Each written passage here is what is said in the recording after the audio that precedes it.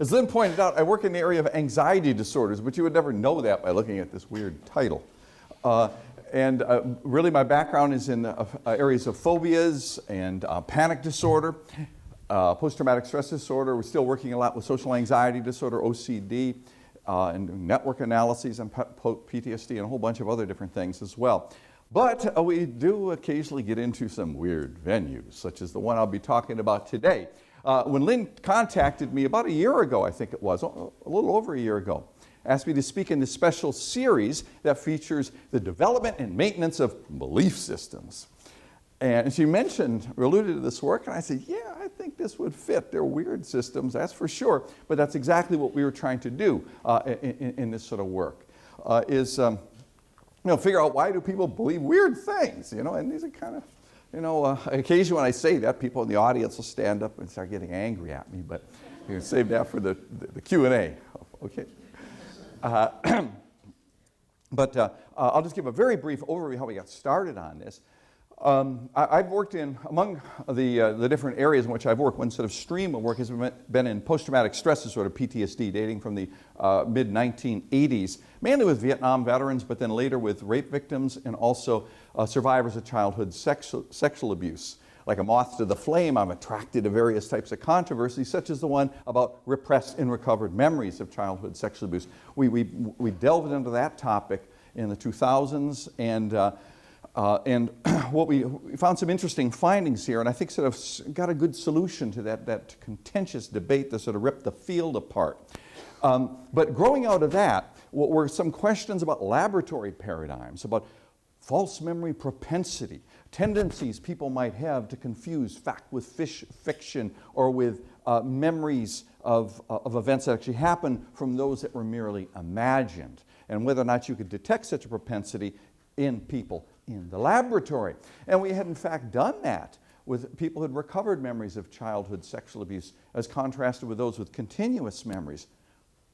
But we're uncertain when you have such a group of individuals whether this group actually harbored two types of people.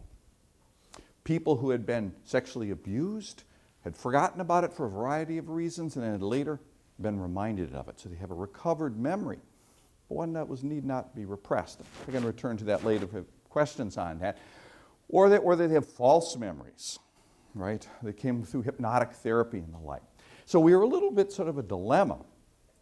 And it was only when we realized that we had a chance to study some individuals that we were pretty darn sure had false memories of trauma. Those individuals who had remembered having been abducted by space aliens. And so we embarked upon this research project. I'll be talking about that one second. That one's actually the older project, but I'll finish on that note. And then from that group then, we migrated into the past lifers, the people who have recovered memories of past lives. As many of you know, some of the great world religions, such as Hinduism and Buddhism, they believe in reincarnation, metempsychosis, where one soul migrates from one body to the other. So you have this reincarnation beliefs are quite common around the world, but with a catch. You don't have memories from your previous lives, right? Unless you're really, really enlightened, like the Buddha, right? So you can actually recall memories from your previous incarnations. Otherwise, if you're not supremely enlightened, you can't. The other exception is if you're one of our subjects. They do believe this. And so I just want to acknowledge right off the bat Cynthia Myersberg, now Dr. Myersberg, a PhD student of mine, CA. She goes by her initials, CA. Shelley Carson, Ryan Bogdan, Dave Gallo, and Melinda Mathis, who participated in the studies. We did these things together. This is CA right here. And so what had happened when she came to graduate school, she was quite interested in the abduction research we had just finished, actually.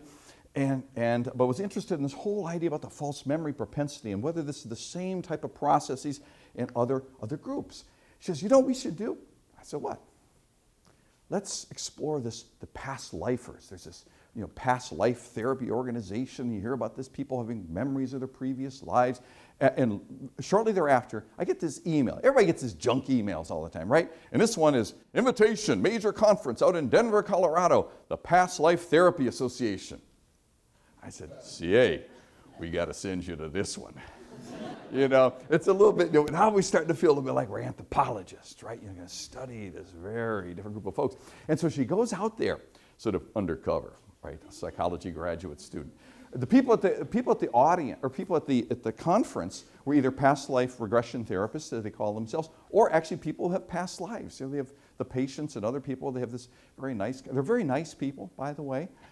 And it was quite interesting. You know, she says, you know, it's funny because, you know, when you go to places, people say, oh, where are you from? What do you do? Here they ask, who have you been? And so she was sitting at dinner next to Anne Frank, you know, Anne Frank. This one was reincarnated from Anne Frank. And then a General Gordon. General Gordon was a brigadier general in the American Civil War fighting for the Confederacy. And this gentleman actually had wrote a book, you know, the Vanity Press, privately published. It's obvious why. But his recovered memories of being this Confederate general. Gordon is a real guy. And he believes he was, in fact, he is the reincarnation of General Gordon. So it was the intertwined lives of how his life as a Civil War soldier influenced his life today as a part-time fireman in a small town in Connecticut. Occasionally have fires in Connecticut and he puts them out. But his previous life was a little more exciting. And so he actually gave CA a copy of his book. And so it's quite an interesting group of people. The conference, the keynote address was given by Shirley MacLaine's channeler. Some of you remember Shirley MacLaine, the great actress who has past lives, and she wrote a book about all of this stuff. And well, the channeler was there. He gave the keynote. It's not APA, well, or APS or whatever. So the first study we did a couple projects with these guys. So this one goes right back to the earlier question about our ways of sort of, you know, picking up this false memory propensity in these individuals. So the question we had is, do adults reporting recovered memories of past lives exhibit heightened false memory propensity in the laboratory? You know, so we're trying to coming in with some folks that we're pretty sure don't have genuine memories and seeing whether they exhibit this fact. Now, in our first project, we had recruited people from the area, actually with newspaper ads and past life therapists, because CA got some connections out there. And lo and behold, there's folks practicing past life regression therapy in Cambridge, Massachusetts. I should add, by the way, that it's a little bit different from another type of therapy, unrecovered memories, that was quite prevalent in the 80s and 90s, just into the 2000s, where people would go to individuals and help them recover memories of being in satanic ritual abuse cults and things of that sort. And the people were in pretty bad shape after such therapy. The rationale being, you have to get worse before you get better. But some of these folks never did, right?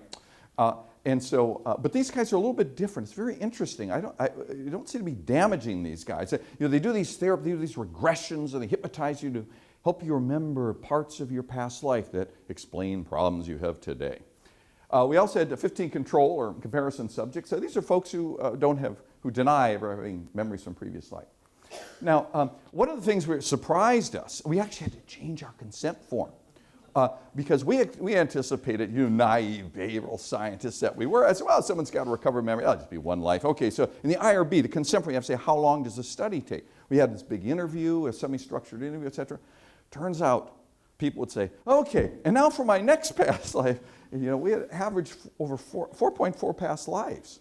And the interviews were much longer, so we had to rewrite the consent form to allow the fact that the time in the lab was different. So these guys are spending a lot of time with us. The range was 1 to 20. That last person took a long time. These are all taped and transcribed. See, okay. And then this, and then, okay. Now you might wonder what the source is of discovery. What's going on here? First of all, I should mention, by the way, that there's a lot of common myths about what we call the past lifers. One is that they are crazy people, quote unquote. There's absolutely not a shred of evidence. We didn't do formal psychiatric interviews with these guys, but there's really no evidence that there's anything, that these people are seriously mentally ill, number one. And number two, most people say, oh yeah, right, you're always, Queen Elizabeth or King Henry VIII or Richard the Lionhearted or some really famous person from a previous life. We didn't really see much of that, just for the record. But, so what are they taking as memories? Well, first of all, dreams. They'll say there were certain dreams that they had that were different, that could not have been a normal dream. It was distinctive, vivid, and had this feeling of familiarity. So dreams were sometimes taken as evidence of past life memories intruding into consciousness while they're asleep. Of course, psychotherapy. People, not ordinary psychotherapy, but hypnotic regression therapy, where the person would be having some difficulty in their life and the therapist says, well, we'll find the source of it in your previous lives, but first we have to tune you in. And so you hypnotize these people and these images would come up and the therapist would start interpreting them. And the more they think about these things, the more these things did in fact seem like their memories from a previous incarnation. Deja vu experiences, where they had this sudden shocking feeling of familiarity in a situation that they said, I've never been here before. I must have been here in a previous life. Flashback experiences, sudden sensory experiences that they couldn't make sense of.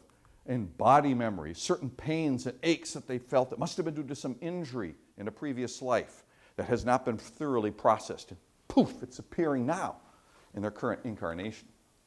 Now, some of the past lives that we had, the people came into our lab. Not all of them participated in all of the studies, but to give you sort of an idea of the range, we had the assistant to the Pharaoh of Egypt. He was a scribe. He was writing, taking notes. Not the Pharaoh, but just some dude who's writing everything down. The Pharaoh says, write this down for me. Okay, he's writing, and, a druid priestess from ancient England, a little human sacrifice, things like that. A paper boy in 19th century Boston. There's no big shot there, right? Mark Twain's wife. Not Mark Twain, but his wife. And then one that was really sort of interesting in view of our other research program, a space alien. Okay. I thought to myself, boy, I tell you, it's all coming together for me. And finally, a polar bear. Just going around through the snow and had body memories of crawling. Well, okay. So what we did, to test for this sort of false memory propensity, we used the Diess-Rodiger-McDermott paradigm, the DRM paradigm, that now seems to be popping up so much in introductory psychology texts today. I don't know if you could still use it anymore. But basically what happens here, there's different variations of this, and the one that we used, that the subjects, the participants, would listen to 20 word lists. There's a list of 20 words, each followed by a 1-minute free recall list. You'd hear these words, and you say, okay, now, recall all the words that you just heard, okay? Then they listened to 15 lists followed by a recognition test. So they would get a list of the words that they had just heard, plus another bunch of words that they had not heard, right? So we're interested in what they remember. Do they remember things that they did not experience, that they did not hear? Very simple task. So for example, here's just a typical list. Bed, rest, awake, tired, dream, wake, night, blanket, doze, slumber, snore, pillow, peace, yawn, drowsy.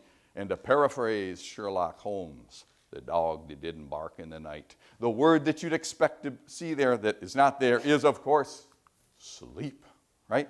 And so this is the pattern of this, okay? And so there's a word that captures the essence, the gist of the list.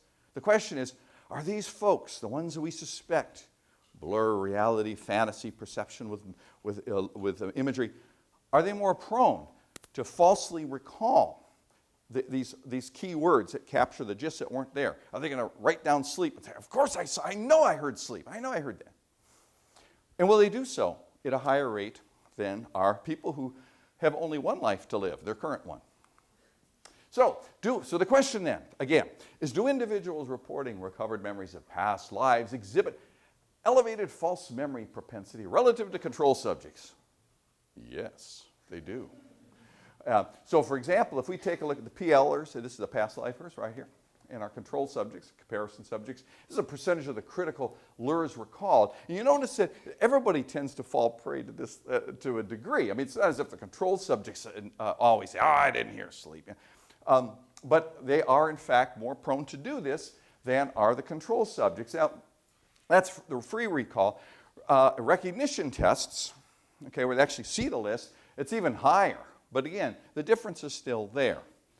Now, it's not like their memory is completely screwed up, right? Because the correct recall, they're indistinguishable from the controls. So when it comes to being presented with things that they actually did encounter, they remember them. They do just as well as the control subjects do, whether it's recall or recognition. But what they do is that they are recalling and recognizes things much more than the control subjects are. Okay. Now, we also gave them a couple of other measures that we thought might be relevant. One is a measure called absorption. Absorption is a sort of a personality trait. So people who are high in absorption, they become, when they read a novel, it sort of comes alive in front of their eyes. They become entranced by a beautiful sunset. Music just carries them away. They have a rich, deep, vivid imagination. And we thought, wonder if these people are characterized by elevated absorption rates. Now, it turns out this is a pretty nice thing to have if you're in the business of writing novels or painting pictures or things of that sort, or enjoying them. But we also know from other research that it tends to blur vivid images you have with memories. And so we would say, well, maybe these guys are really high on this and higher than controls. And that's exactly what we found. So the past lifers are characterized by this.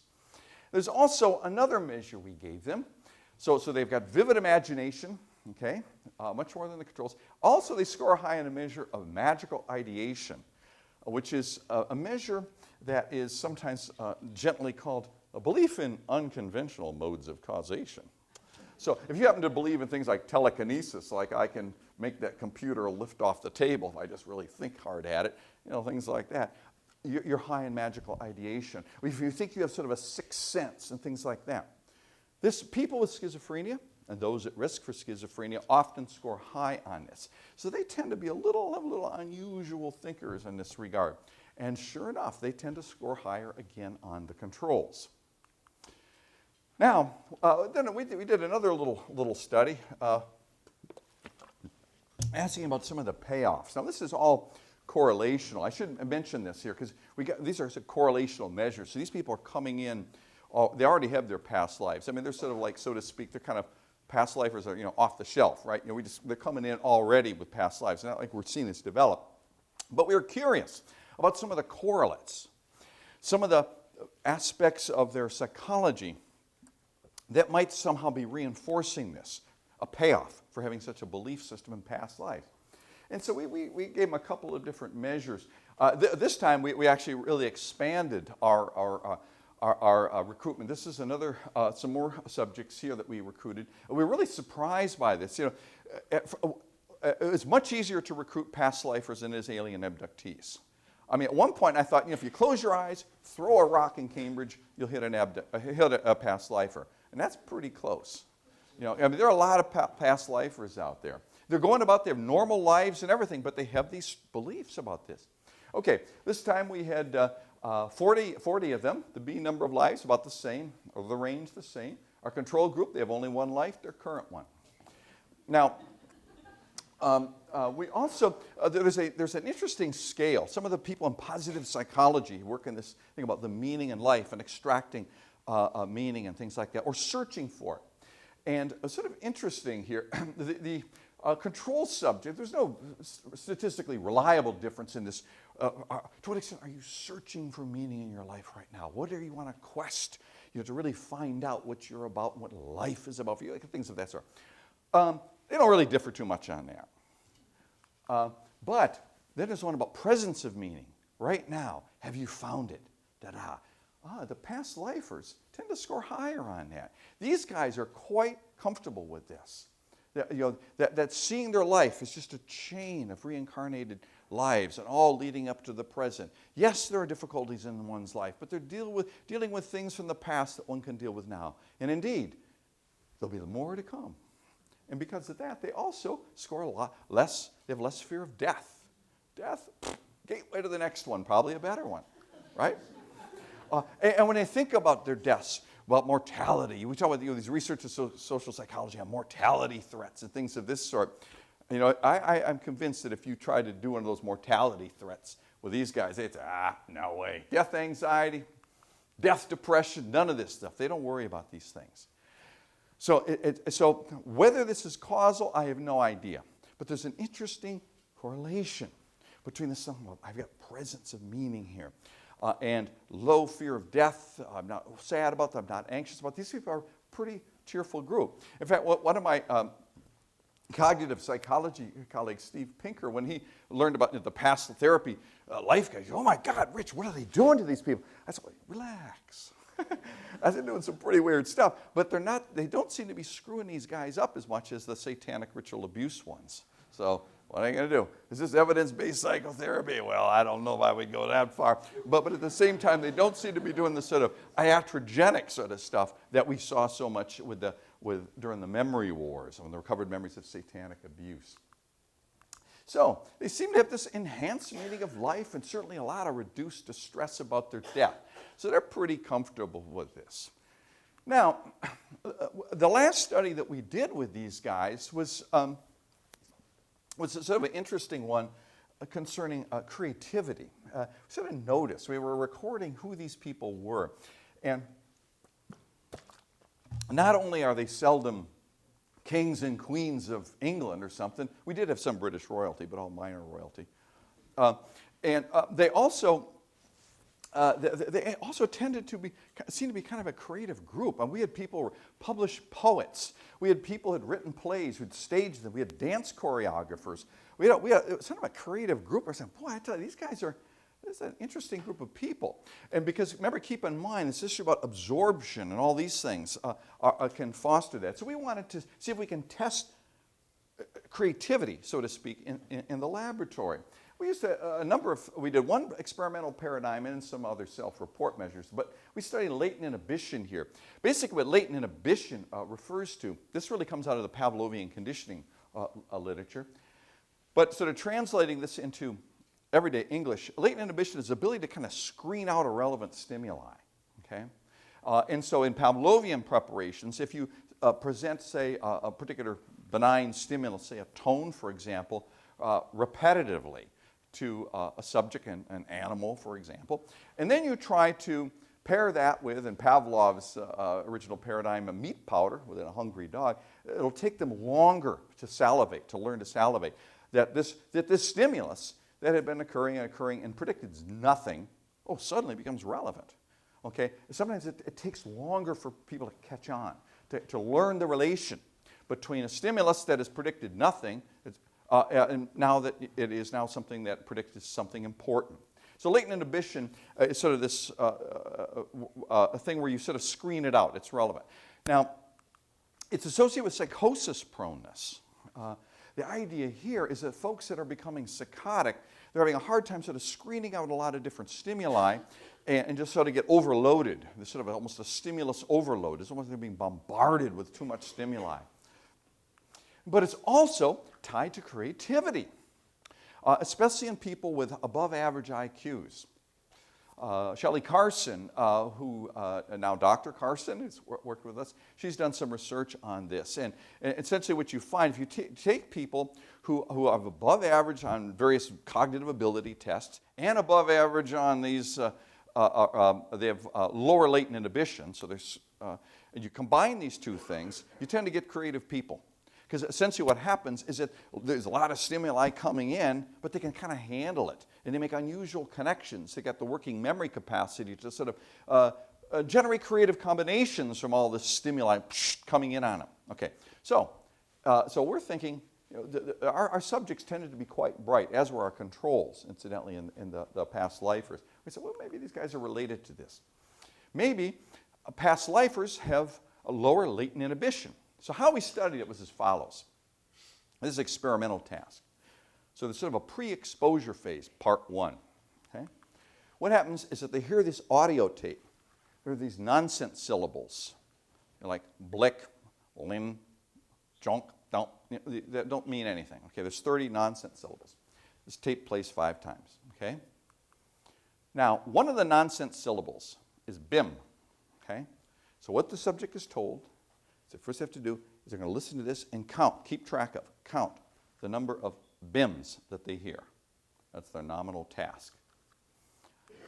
Okay? Now, superimposed on this tape are 31 bursts of white noise, each lasting from 3 to 6 seconds duration. So what this sounds like, you're hearing like clonk, bim, click, nonk. It's kind of a weird sounding tape, I know. But they're listening to all this and they're trying to count the number of BIM occurrences, okay?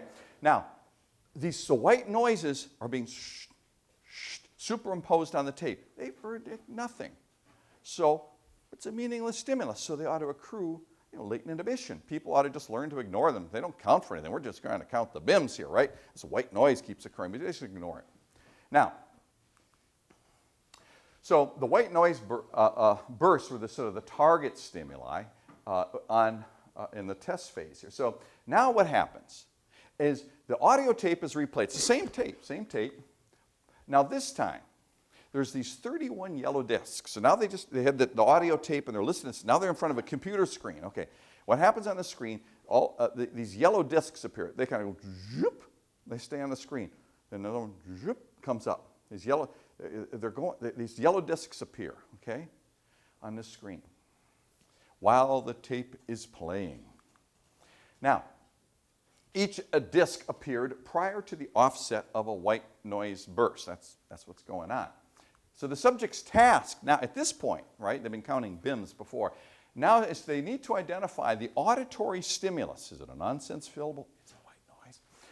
That signals the appearance of a yellow disc. And so the discs are appearing as experiment's going on, right? And so the subject has got to discover what, in fact, is predicting these appearances of yellow disc and then say stop, and everything stops, and then they advance their hypothesis. The white noise is the right answer. So the idea here, so if you had less latent inhibition, right?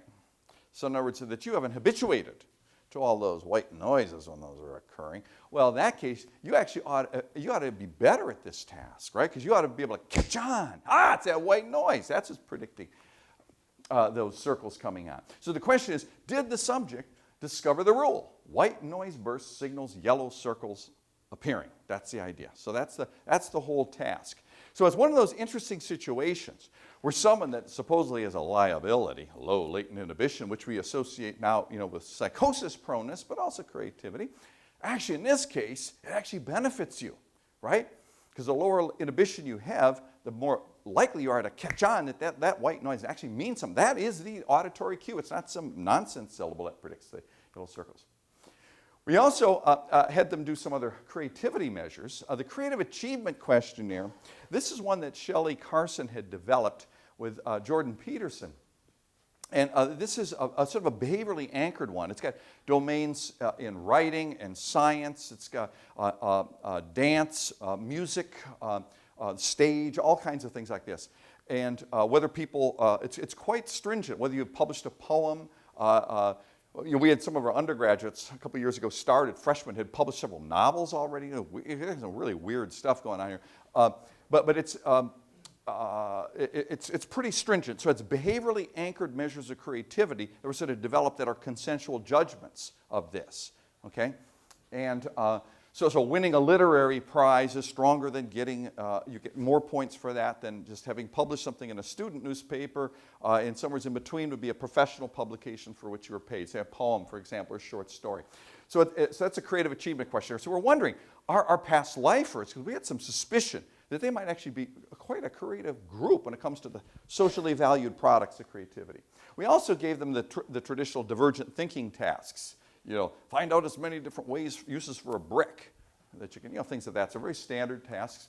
And there's also something called the Creative Personality Scale.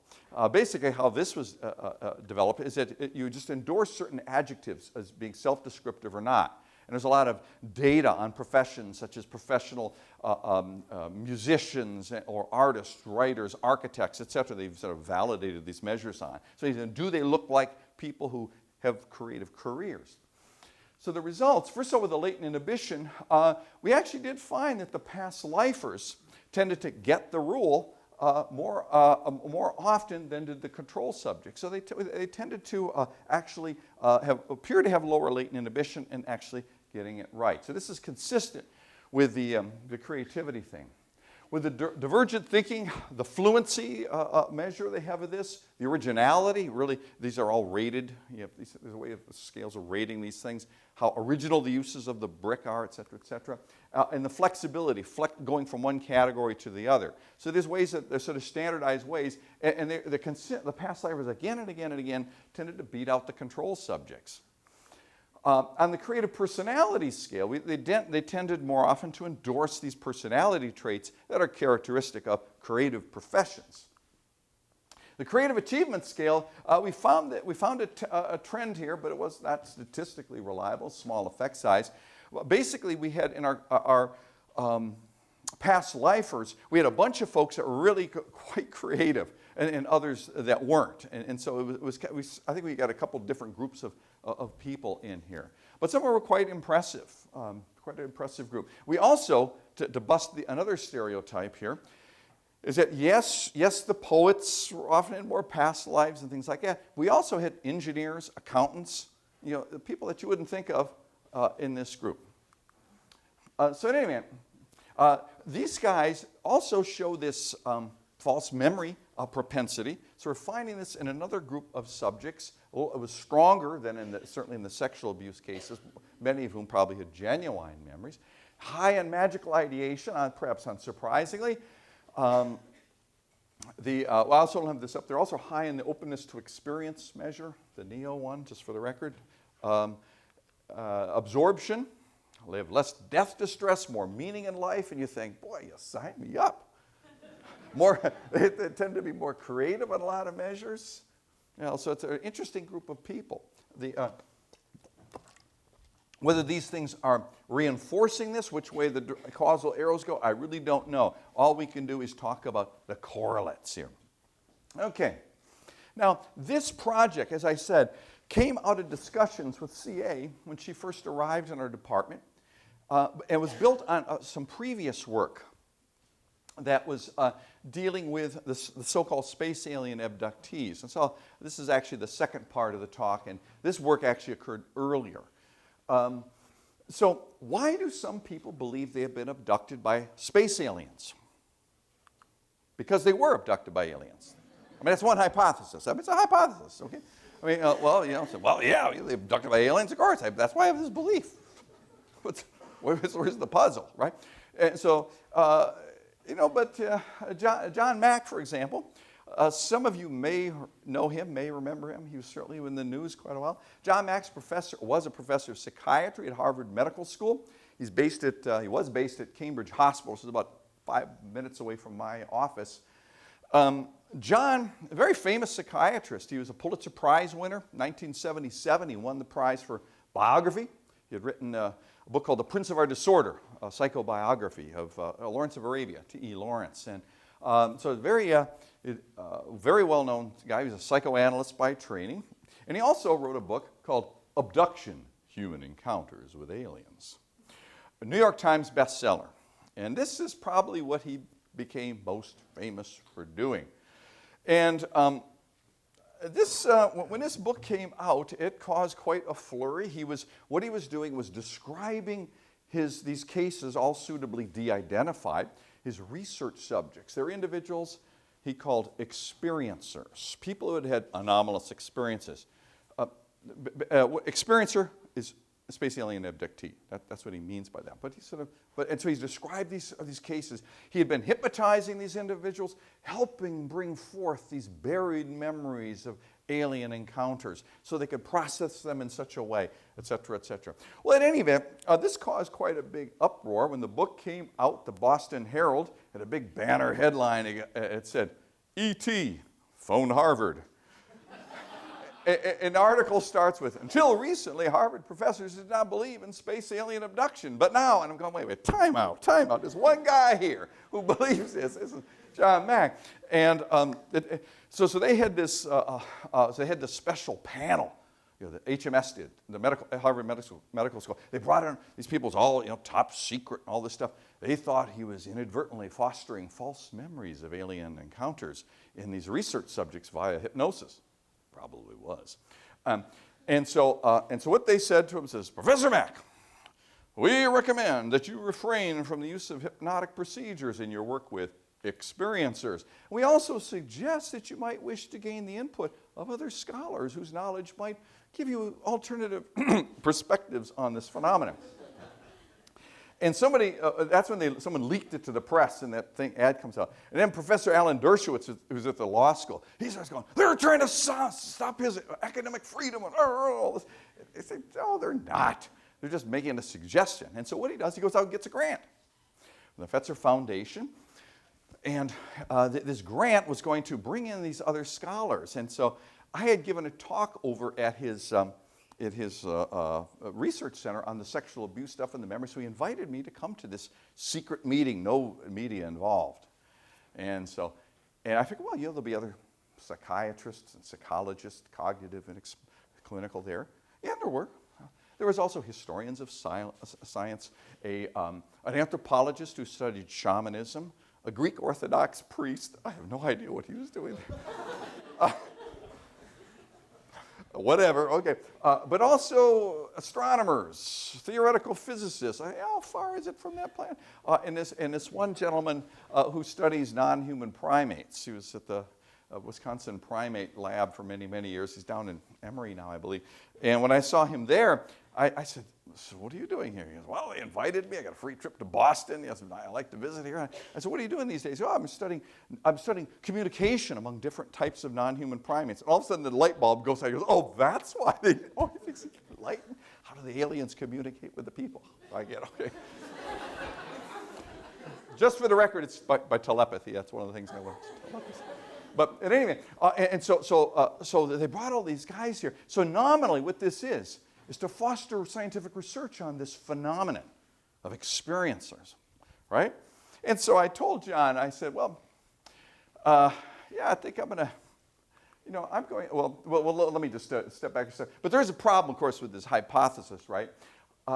If, in fact, because these people, the TV journalists would say, well, Dr. McNally, is it the case you're ruling this out of court right now? Isn't it possible that these encounters could be true? If you're really truly a scientist, you must entertain the possibility that you might be wrong. I said, of course. But the two hypotheses, the one I'll formulate at the end of the talk, versus, well, they were abducted, for these reports, you'd have to jettison a lot of well-established scientists to accommodate it. So the alternative count, we wanted to give an explanation of why people who are sincere, apparently, non-psychotic, come to believe they've been abducted by aliens. An account that does not require us to toss out lots of physics, astronomy, etc., etc., etc. Okay, that's our aim. It turns out we had a lot of fun doing this. This is an article, Cracking the Harvard X-Files, about me and Mac and my grad student at the time, Susan Clancy. It says, are alien abductions a misunderstood sleep phenomenon or apocalyptic warnings? The answer depends on which constellation you work for at Harvard. They said, McNally's office is a stone's throw from Mac's, and they thought it was really kind of funny. These two guys here, same university, and they both have a different take on it. And so, so then John asked me. So I said, yes, I think I'm gonna go into the space alien abductee business. And he goes, how are you gonna get your subjects? I said, I'll put an ad in the newspaper. He goes, Rich, if you do that, you're not going to get real experiencers, real abductees. I said, what do you mean not real ones? and he says, well, I mean, you're going to have people calling up your lab, leaving messages on your answering machine and things of that sort, playing jokes on you, doing all this kind of stuff. They won't be real experiencers. He was right. I mean, from somebody who's spent his life with phobias and panic disorder, agoraphobia, et cetera, et cetera, et cetera. Well, this was different. Just to give you a couple of ideas what it was like. I mean, for example, we had this one dude who you come in the morning, right, and the light be flashing on the answering machine. People would call the phone interested in the subject. We put an ad in the newspaper like this. It says, have you been abducted by aliens, right? Researchers at Harvard are seeking, and please call Susan. I was Susan Clancy, my grad student at the time. And so they leave these messages. And one of the messages, for example, this went on for about 2 weeks. Every morning you come in, light would be flashing. Oh, I got someone interested in participating. And I play the thing. It went something like this. play that, and went, I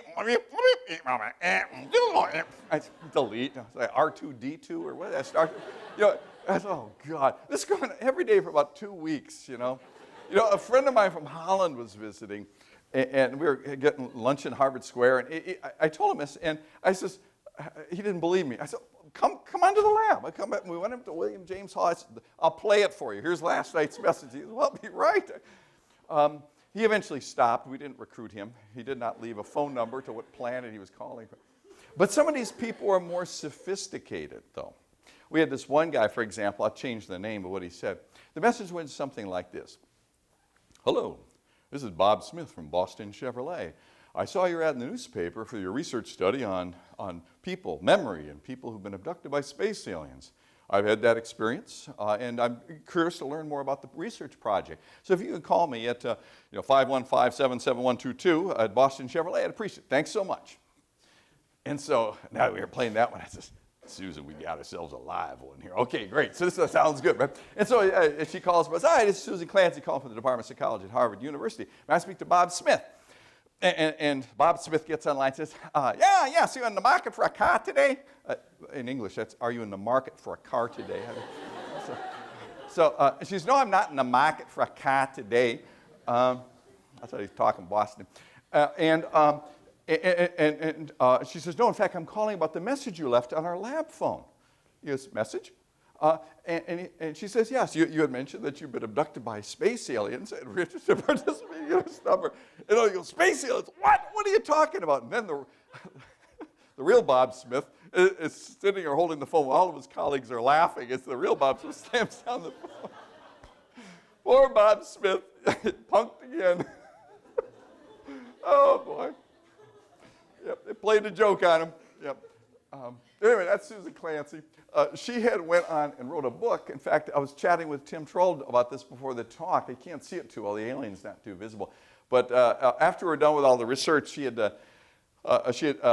We've both done a lot of the interviews, and she had done some other ones. And she delved into the history of this, and it was sort of her adventures in the McNally lab studying the alien abductees. It's a wonderful book, very respectful of abductees, but it sort of explains the whole story here between these guys. The collaborators, we did publish 2 studies on these guys, and the collaborators on the studies, Susan Clancy, Natasha Lasko, Mark Linsenwager, Mike Macklin, Scott Orr, Roger Pittman, and Dan Schachter.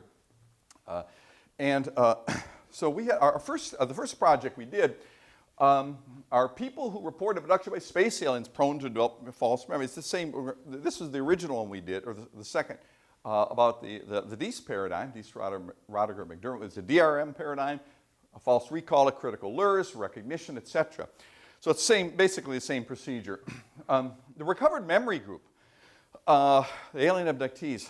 Tell you a little bit about these guys here. They have episodes of sleep paralysis, isolated sleep paralysis. I'll get to in a second. They've often gone through hypnotic regression therapies, in other words, to help them recover what happened after these episodes. We had 11 subjects, 6 men, about middle-aged group. Most of them, they've had some college education. Now, so when I asked these guys, so how did it all begin? How did it all begin? And they would say things like, well, I was lying in bed in the hours before dawn, lying on my back, and I suddenly woke up and I could see in my room, and I was going to just roll over my bed, and I couldn't move. I was totally paralyzed. And suddenly these electrical sensations are tingling through my body like this, and I'm hearing this zzz sound, and there's lights in the room, and then suddenly I see these figures at the end of the room. I have no idea what's going on. They're scared out of their wits. And then after some period of time, I was awake once again. The sun was up, and I was able to move once again. I have no idea what happened to me. Now, it turns out what this appears to be is an episode of isolated sleep paralysis accompanied by hypnopompic, upon awakening, hallucinations. These are very common events. They're not a sign of pathology or anything of that sort. It's like a little bit of a hiccup in rapid eye movement sleep, REM sleep, the stage of sleep, when we do most of our dreaming. In REM sleep, you're totally paralyzed. You have full body paralysis. You can't move at all. You don't know that because, well, you're asleep, right? And that's a good thing, too, because if you were dreaming and you start acting out, like occasionally you do with some of these sleep disorders, you can get up and injure yourself, right? And so it's a good thing that you're totally paralyzed during these dream episodes, during REM sleep. Now, your eyes move, obviously. It's rapid eye movement. What happens in these episodes is a person, they have sort of a hiccup in the architecture of REM. So they're emerging into wakefulness, right? And so their eyes now open, they can see in the room and so forth, but the motor paralysis is still in effect. So it's delayed. And this will last from seconds to a couple of minutes. Occasionally people will feel pressure on their chest as well. They will sometimes will have these rotisserie effects where they're lying on their back, but they feel like they're a hot dog on a spit that's turning like this. Now, they're not turning, but they have the sensation of that. Other times they feel like they're levitating off the bed. Now, most people, when they have these episodes, they're absolutely terrified. Most people don't say, oh, it's just a hiccup in the architecture of REM, it will pass. Most will say, oh my God, I can't move, I have some neurological disease, right? And that's usually the people have this, it's very, very frightening. And then they finally can move and think, what happened there? Someone say, I must have been dreaming, but I know I couldn't. I wasn't dreaming. You don't always have hallucinations, but if you have the intrusion of lingering REM mentation into emerging wakefulness, you're in fact dreaming or hallucinating with your eyes open. And so you'll see figures in the room and things of this sort.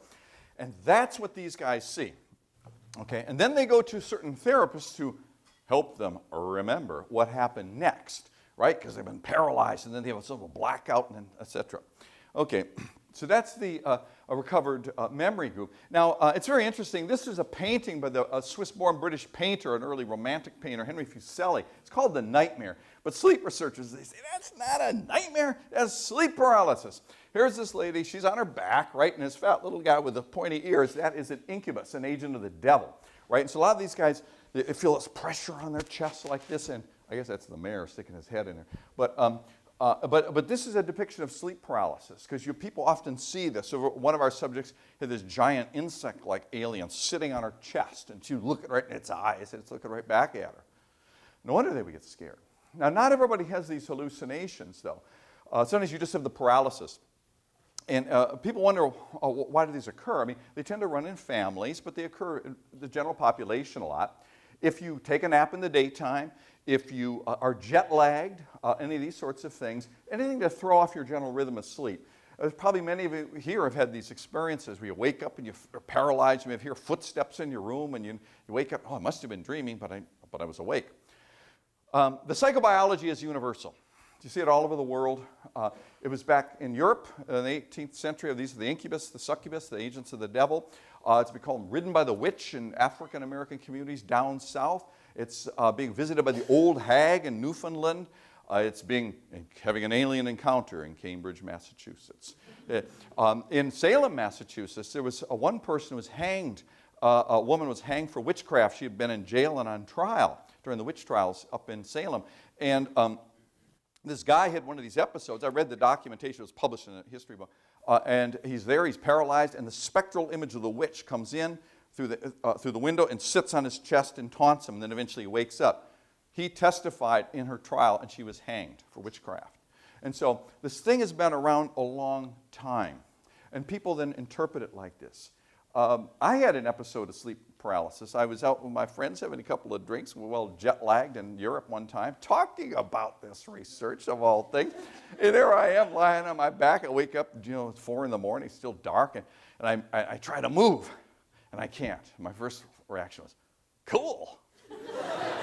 This is exactly what my subjects are experiencing. I go, 1001, 1002, 1003. I couldn't move at all. You're struggling mightily to move. You cannot do it. 12 seconds, I could finally move. I rolled over, fell back asleep, never saw an alien. Now, Susan Clancy, though, she never saw aliens, but she had the rotisserie effect when she had her first baby, right? And the sleep's all screwed up, right? There you go. But she'd have really weird hallucinations. She was paralyzed, and suddenly what appears in her bedroom is a whole pantry full of cereal boxes. our subjects have a lot more interesting stuff. Now, we also had a group of subjects, and I'm putting it in scare quotes here, but the repressed memory group. Now, we didn't even know these guys existed necessarily until we started studying this. These are people who contacted us and said that they have been abducted by space aliens, but they have no memory. And I was thinking, oh boy, this is just taking me back to the early sexual abuse cases who had responded and said they were abused but had no memory, our so-called repressed memory group. And Susan says, well, what should we do with them? They don't qualify. I said, bring them on in. Let's see what they're like. Let's bring them on in. Invite them to participate. And so you might wonder, how does someone come to believe they've been abducted by space aliens if they have no memories, right? I mean, when you start going, you have the isolated sleep paralysis, hypnopompic hallucinations, you go to a therapist who helps you recall all the activities going on in the spaceship. I'll show those in a moment. And you think, well, you could see where they might come to, where that belief would come from, but how about these others? So we asked them, well, how is it that you believe you've been abducted by aliens if you have no memories of alien encounter? They go, oh, easy. You see these marks right here? That's from an alien probe. Or another guy said, whenever I see pictures of the E.T., the Spielberg character, you know, I have panic attacks. It just like panic attacks. Clearly, I've repressed the memories of an alien encounter. Or another guy said, one of my favorites, he says, I have a passion for reading science fiction. Explain that. I immediately thought of a half a dozen explanations. I don't want to bring those up. But he said it's because he's had these encounters. Okay, so we bring these guys in. So we have a much smaller group. They're very similar in many other ways, except that they don't actually have the memories. And then we have a control group, people who deny ever having been abducted by aliens. We can still find them, even in Cambridge. And so they're quite similar folks. So the results here is this is the false recall. We have across the different lists. We find both the repressed group, the guys who think they've got marks on their body but no memory, and the recovered memory, they show higher DRM false memory effect. Same with the false recall. There's one where it's all 15. Some of the lists have got all 15 associates, others have less. They're a little bit different, but this is the false recognition averaging across the list. The false recognition, when all 15 words, like the one I showed you, converge. You can vary the number of associates to make the effect go up and down. And the effect does go up when you have more associates to the critical lure word that they did not encounter. But these guys are always higher. So they really do show, either the adults reporting either repressed or recovered memories of space alien abduction exhibit this propensity. Now, then the last study I'll describe was the one that actually got us kicked off on. This one took longer to do, actually, because when we were at this conference with all of these physicists and astronomers and Orthodox Greek priests and what have you, there's about 24 of us here, that Mac had hosted. Anomaly. This is about fostering research. So I stand up. I says, what I would like to do. Among other things, I do research on post-traumatic stress disorder. And I'm curious, is if people who have memories of encounters with aliens, do they exhibit the psychophysiologic signature of post-traumatic stress disorder when they recall those memories? That these terrifying encounters that you say produce ontological shock. By the way, when you get subjects who use the phrase, I had ontological shock, they've spoken to John Mack. He uses that word. So it's another Mack subject. Nobody talks about ontology. I mean, ontology. And so they were interested in participating. Do they show the signal? There's no deception here. We're going to study these guys. So what we did, we used what's called script-driven imagery paradigm. It was developed many years ago by Peter Lang in the study of phobias, and then adapted for post-traumatic stress disorder by my colleague Scott Orr, psychophysiologist, and Roger Pittman, a psychiatrist. Basically, what we have people do, you write down a traumatic event. You write down this narrative, and you flip over the page, and there's a list of physical symptoms. Okay, I'll give you some examples of what the scripts look like. Were you trembling? Were you sweating? Was your heart pounding? Was your mouth dry during this traumatic event that you're recalling, or this event? And so what they write this whole thing down, and then we convert it into an autobiographical narrative, and we audio tape it and play it back to the subjects when they are in the lab, psychophysiology lab. So we had 2 traumatic memories that were alien encounter ones, a stressful memory from their life that was very stressful, that was, would be also considered to provoke something that really happened, presumably, a positive memory, such as the birth of their first child, a neutral memory, such as washing the dishes last night or mowing the lawn last weekend, things like that. And so we look at the psychophysiological responses during the narrative. Now, PTSD patients, roughly 2/3 of them diagnosed with PTSD, will show elevated activation to their trauma memories, but PTSD patients, trauma people who don't have PTSD don't show that. They might report distress, but they don't show the physiology. Here's just an example. This is from a study by Roger and Scott. So what the subject is hearing is this. It's May 1968. You're on an ambush just north of the village that's mentioned, when your unit encounters a divisional-sized force. As the area becomes illuminated, the enemy attack with hand grenades. Your eyes open wide as hand-to-hand combat breaks out. You feel so frightened that your teeth cannot stop chattering. A grenade hits you in the head and your heart begins to pound. You pick it up and throw it. The grenade explodes, wounding you. Your whole body shakes. So what happens here is that we sort of integrate this person's narrative, fitting it into a 30-second audio tape script. So it's in the present tense, second person, present tense. Lang and others had shown that when people image that stuff, they're recovering the memory, they're recalling it and processing it as they're hearing it, you tend to get more physiologic activation, especially if you have PTSD. Now, our alien abductee group, a lot of these people participated in both studies. These aren't, most of them did, actually. 6 women, 4 men, the sleep paralysis plus hypnopompic hallucinations. 80% of it have been in recovered memory therapy. Some of them would mention their hybrid offspring. You know, they had recovered memories of encountering their children. They had been involved in hybrid breeding, they said. And I asked one subject, I said, well, how do you know that was your kid? This little half alien, half human thing. And he goes, oh, he was saying, Daddy, Daddy, Daddy. I said, in English? He goes, oh, no, it's telepathy. I said, oh, okay. But yeah, so these very vivid memories that surfaced. So you got the sleep paralysis, then you go into this we're going to kind of relax you, make it okay, let the defenses down so the memories could come up. And this is the sort of stuff that comes up. Okay. Now, we're also interested in more general, we might call New Age beliefs. This is a very simple, are you believe this or not? It's not just about the aliens. Into tarot cards, foretelling the future. 70% of them, oh yeah. Astrology, bioenergetic healing therapies. All kinds of wild stuff. Alternative herbal remedies. You know, at one point, actually, we had a couple of people who were massage therapists. And one early hypothesis we had was that being a massage therapist was a risk factor for being kidnapped by aliens, but it turned out it wasn't. There was just a couple of them like that, but it was just some of the early ones. Like, oh yeah, 2 out of our first trial. Like, what's going on? What do they want the therapist for? Boy. Belief in ghosts, and 90% of them said they're really spiritual people. A lot of lapsed Catholics here, a lot of lapsed Protestants. The traditional religion just didn't do it for them. Come back to that in a minute. Well, we did full psychiatric diagnoses here. We did have one person who had subclinical PTSD, and this was actually from the memories that had surfaced associated with alien abduction. One had panic disorder, anxiety disorder due to alcohol dependence, specific phobia of insects, bipolar disorder, not otherwise specified. Just a little smattering of these things. They're basically a mentally healthy group. Past psychiatric illness, 3 of them had subclinical PTSD. None of them fully had the full disorder, but this were all related to the alien encounters. They're fine now.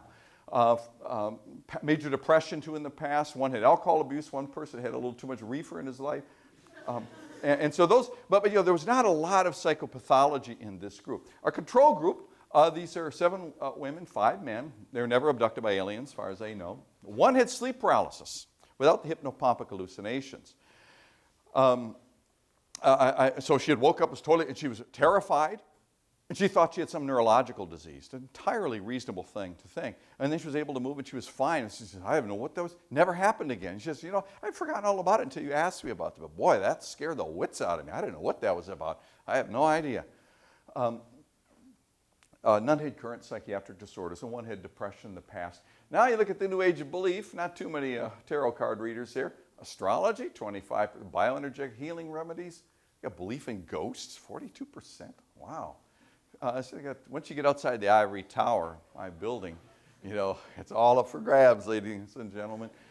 And now in the psychometric results, this is different. Now, this is where the sexual abuse victims are very different from our space alien abductees. You can tell they're not depressed just by looking at their beady eyes. The average beady eyes, Beck Depression Inventory, referring to the beady eye there, 3.6, that's extremely low. That's very low. Trait anxiety, 36, that's right, bam, right at the average score. But however, there's a couple things that tend to be higher and different from the controls. Magical ideation is higher, and there's that absorption again. So now we've got this overlap with our past lifers. And so we see this sort of a pattern. But it's interesting. These guys are doing okay.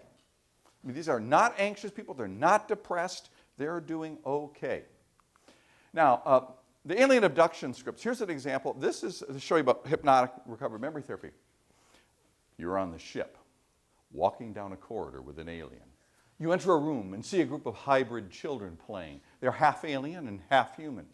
Walking into another room, you see a group of aliens and humans standing in a circle around a table. Suddenly, you realize that you must make love to this alien woman right there in front of everyone. Your heart begins to beat faster and your hands become clammy and sweaty. Your face is flushed and you feel warm. You hate this. You detest having sex with a slimy, non-human alien, but you have no choice. You're lying naked on the table and she mounts you. You feel sick to your stomach. Okay, this is a memory that surfaced under hypnotic therapy. I'm not going to mention who the gentleman was who helped this person remember this, but it followed after what after the episodes of sleep paralysis. All this comes later. Okay, so now the question then is, do abductees exhibit greater reactivity, psychophysiologic reactivity, heart rate and so forth, to abduction and stressful scripts, the real ones, that really occurred, than to positive and neutral scripts relative to the control subjects? Yes. Here's the p-values, effect sizes for that, the contrasts. Heart rate, skin conductance, and lateral frontalis EMG. So basically, it's how fast your heart is beating, skin conductance, how much you're sweating on the palms of your hands, so the monitors are picking up all that stuff. And then you're grimacing there, your facial EMG, the muscle tension. You're reliving this thing, you're mounted to the table and all that stuff. So you're showing these sorts of effects. And you can sort of see this here. The abductees are in the hatch bars. You see the elevation here. These control subjects, they don't respond very much. You know, they come out of the lab. You know, they've heard, by the way, they're yoked to abductees. So they're hearing these stories from a stranger mowing his lawn, the stranger's wedding, the stranger being in a frightening, terrifying car accident, and that script you just heard, for example. There's someone yoked to that. So these guys come out of the lab and they say things like, that was weird. but you know, they don't respond to these things, you know. The skin conductance, we get a little more reactivity with the positive and neutral, and the EMG. It was actually higher for the real one here. But it's interesting to compare this with real trauma patients. Terry Keene's group, they did a very large study a few years ago with Vietnam vets with post-traumatic stress disorder. And what Terry's group did is that they were looking at the heart rate changes when you're listening to the combat script, similar to the one I just showed initially. And they're subtracting out the neutral script. So you're relaxing on a beach and the waves coming in. And so we subtracted it from the alien abductee script. As you can see, the abductees are actually more reactive than real PTSD patients. I mean, with some of the first cases we had really quite striking, Scott Orr and I were just looking at it, wow, this is really wild. The skin conductance also, they're larger. EMG a little less pronounced. So this is quite an interesting phenomenon. It was sort of interesting when we were first starting this. My colleague Roger Pittman is a forensic psychiatrist as well. And he'll testify in industrial accident cases. They'll do the script-driven imagery, and you got these really reactive people, and he'll deduce this as relevant to the case. And I told Roger, hey, Roger, let's do this study. We'll do script-driven imagery with our alien abductees and see what they look like. He goes, sounds like an interesting idea, Rich, but you know, I have this uneasiness about this. You know, I have this image of myself in the courtroom. I've just presented evidence from some guy who's really severely traumatized and is highly reactive.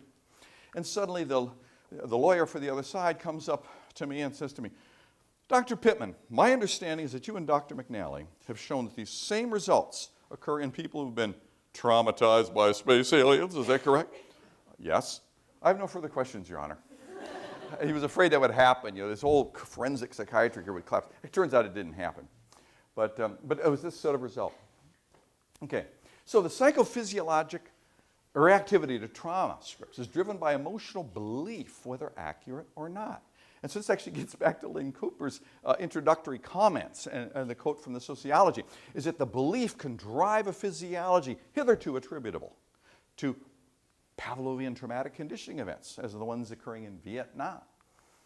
So intense emotion during recollection does not confirm the veracity, the authenticity of the memory. So getting back to some of these early cases of people recovered satanic ritual abuse memories, for which there was never a shred of physical evidence or any other evidence, the tremendous emotion convinced some of these therapists that they must have been traumatized. Look at the affect. But so were these guys. So why would someone embrace the idea that he or she has been kidnapped by space aliens? What's our recipe for a space alien abductee? What's going on here? What is sort of the confluence, the ingredients for this thing? First of all, and again, this is cross-sectional. We're not following these guys up. They're off-the-shelf abductees. They're already been abducted by the time we see them, or so they say. But first, we do notice they have a lot of New Age beliefs. Oh, they're into this, they're into that, telekinesis, magical ideation. Okay, so aliens coming to the Earth, why not?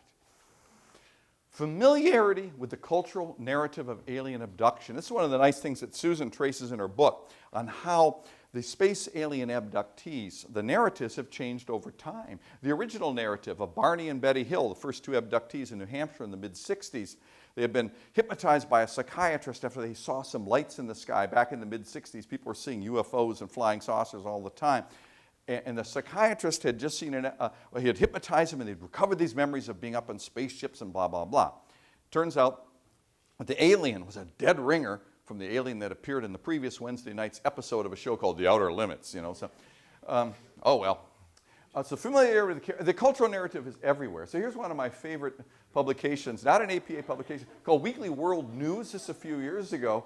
You get this in the grocery store, you're checking out, so this is pretty cool. Space alien backs Bush for president. That's the alien right here on the left. And this is an older, a few years back. It says here, flashback, the fickle alien supported Democrat Bill Clinton in 1992 and Republican George W. Bush in 2000, as reported exclusively in Weekly World News. Stay ahead of the game. Read this paper. And now he's spotted hugging Carrie. Hey, you, let's hug. Does this make John a shoo-in? As we all know, that wasn't true. He'd lost. So there's this familiarity with the cultural narrative. It's all over. Steven Spielberg has really helped us out with this one. Then there's also elevated fantasy proneness, absorption, right? This is also quite high.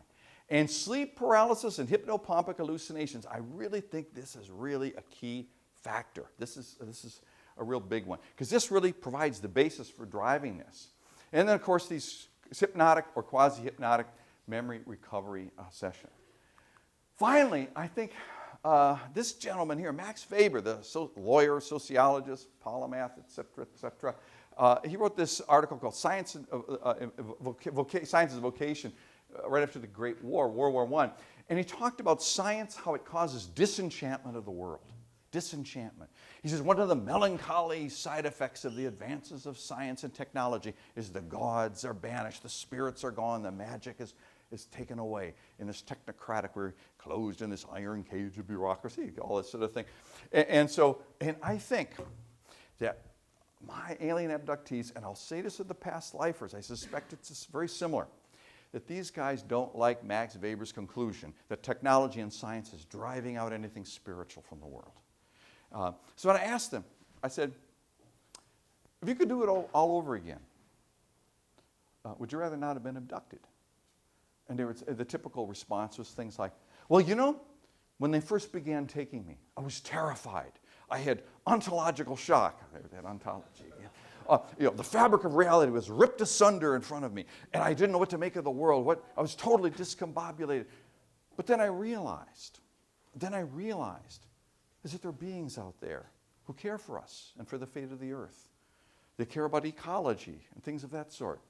Besides, you know, I was chosen for hybrid breeding. Pretty cool. And so, you know, a little special, you know. And so, on balance, as terrifying as it once was, those early encounters, yes, I'm glad I was abducted. And these guys, 90% of them said they were very spiritual people. I think what they are trying to do is re-enchant the universe. They talked about how dissatisfied they were with religion and meaning and life and things of this sort. And they spiritualized this. And so they're doing fine today. But when these things first happened, they were terrified. It's evinced by all of this psychophysiology. So I think Max Weber is onto something. That science and technology makes the place a cold, unenchanted place. And they're trying to re-enchant the world. And get some of that back. I think that's a driver from this. Because you know you debrief the subject, they want to know about the study, and you give them sort of an explanation that I just gave you. I remember one subject, very typical. She's listening to me like this. Nice explanation, Professor. Sleep paralysis, absorption, recovered memories. You need to think outside the box. There are more things in heaven and earth than in your philosophy, basically, right? And you know, and Jill Nymark, a journalist, came up from New York once, and she was writing a magazine article, Discover magazine. She says, "Rich, I'd like to meet one of your abductees." So he signed all the consents and da-da-da. Very bright guy, and you know, she's this real hyperactive, intense New Yorker, you know, and she's never seen a real live abductee in the flesh. And so I'm sitting there describing what you just heard briefly, and then she asks him, "Well, what do you make of this? Dr. McNally has just provided what seems to be an account of what you've had." He looks at him and he goes, he says, "Look, I know all about the architecture of REM. I know about sleep paralysis. I've had those experiences, okay? I've had them. But they're different. They're different. I've been abducted by aliens, and I've had isolated sleep paralysis. They're very, very different experiences." And she's getting real agitated. "Well, how? Tell me the difference. What's the difference? I can't see the difference." And he goes, "It's ineffable. I really can't put it into words." He says to her, "You know, once you've been abducted and once you've had sleep paralysis, you'll know the difference. Until then, I can't help you." Hermetically sealed, you know. Okay, you know. We've never had an abductee who heard this account and then said, "Oh, that's all it was. That's it? Oh, I'm so relieved." No way. Mm-mm. But you do see that with other people. Just one last story about someone who was an administrator, assistant at Harvard. She was a woman from Germany who had returned to Germany for a wedding reception. And so she flies across the ocean. She read about her thing in the paper or something and had asked us.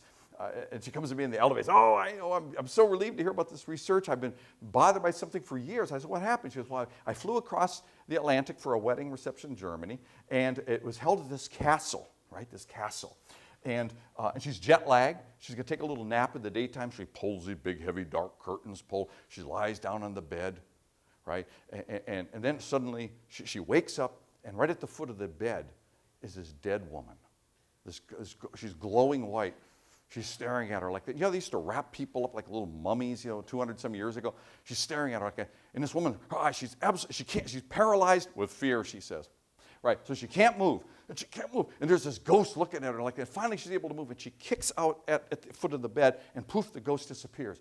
And her heart's pounding. She's absolutely terrified. "Oh, my God, I've just seen a ghost." And all of a sudden, there's a knock at the door, and she jumps like this. It's her friend saying, "Oh, let's have a glass of wine before the wedding." She goes, "Oh, my God, I just saw a ghost." They go, yeah, I know. They're all over the place. It's an old German castle. Come on, let's get it. "No, I saw a ghost." And so when she read this, she was so relieved because she thought she would actually have been haunted in Germany. Anyway, one final slide. In the interests of scientific objectivity, I must present some evidence that was sent to all of the faculty in my department of psychology, by Jordan Peterson, a friend of mine, and who's now a professor at University of Toronto, who sent that, said that there is indeed evidence of hybrid breeding, not only in America, in the Earth, but in the Department of Psychology at Harvard. And there's the evidence. He said right there, everybody got that right? So, there we go. So there is something to it, maybe. Thank you for your attention.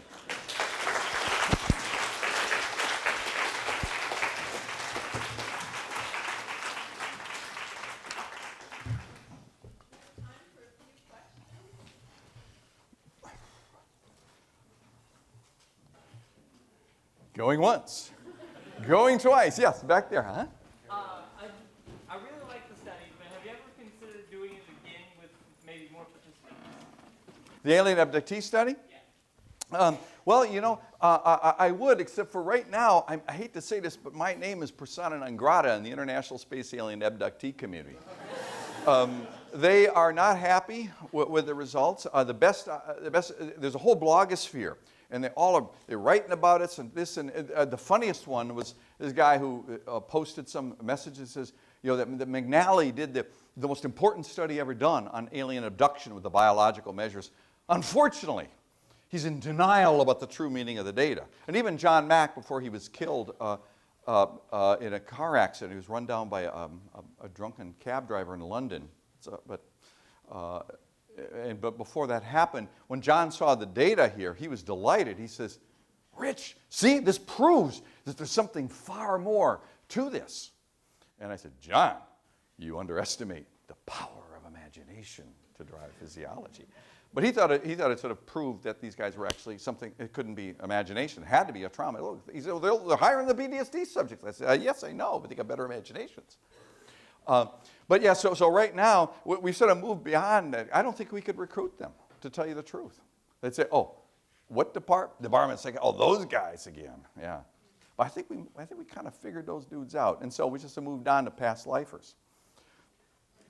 But yeah, Tim. So, you know, following up on that, your Max Weber hypothesis, would you say this is a culturally bound experience? So in other words, maybe societies or cultures that aren't touched as much by technology, you don't see this kind of fantasy, if you want to call it? Well, I don't think it's the technology per se. The reference to Weber was how technology and science tends to despiritualize cultures.